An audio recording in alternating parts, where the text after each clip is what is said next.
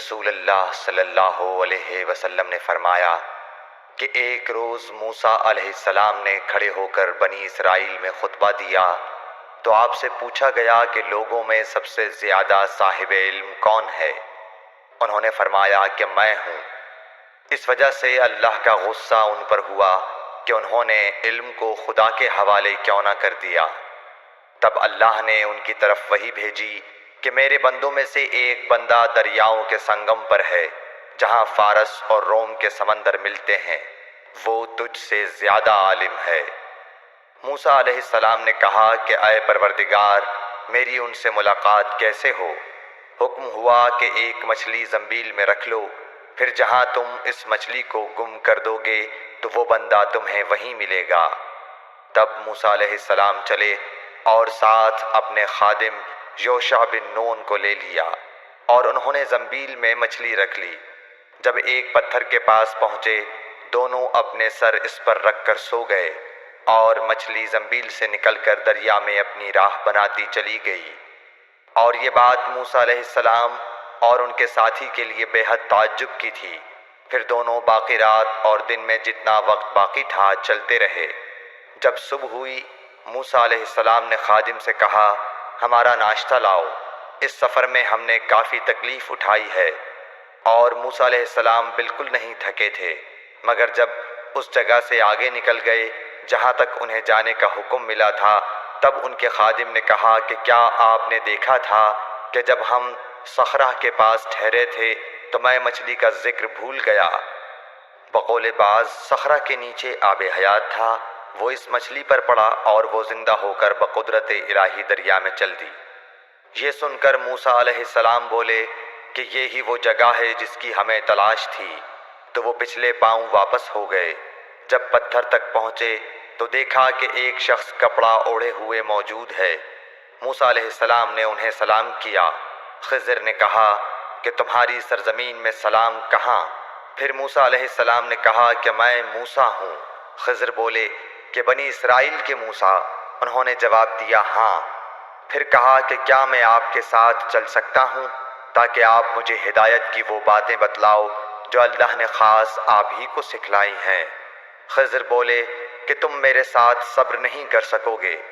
اے موسیٰ، مجھے اللہ نے ایسا علم دیا ہے جسے تم نہیں جانتے، اور تم کو جو علم دیا ہے اسے میں نہیں جانتا۔ اس پر موسیٰ علیہ السلام نے کہا کہ خدا نے چاہا تو آپ مجھے صابر پاؤ گے، اور میں کسی بات میں آپ کی نافرمانی نہیں کروں گا۔ پھر دونوں دریا کے کنارے کنارے پیدل چلے۔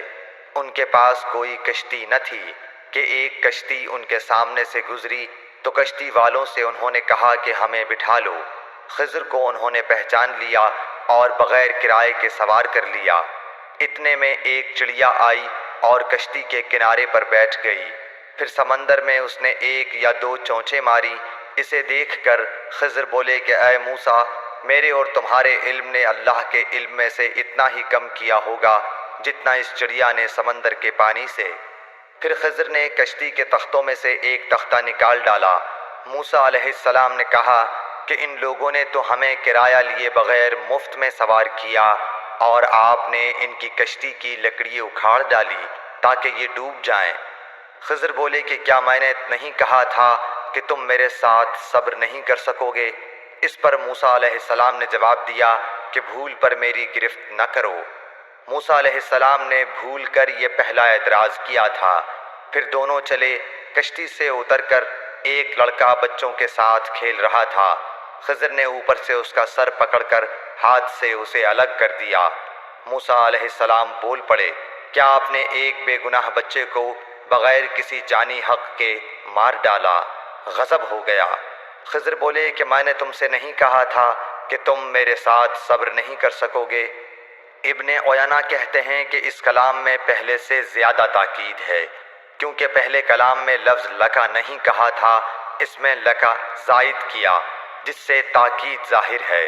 پھر دونوں چلتے رہے حتیٰ کہ ایک گاؤں والوں کے پاس آئے۔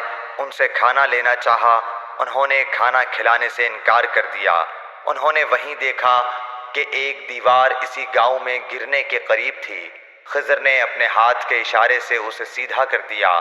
موسیٰ علیہ السلام بول اٹھے کہ اگر آپ چاہتے تو گاؤں والوں سے اس کام کی مزدوری لے سکتے تھے۔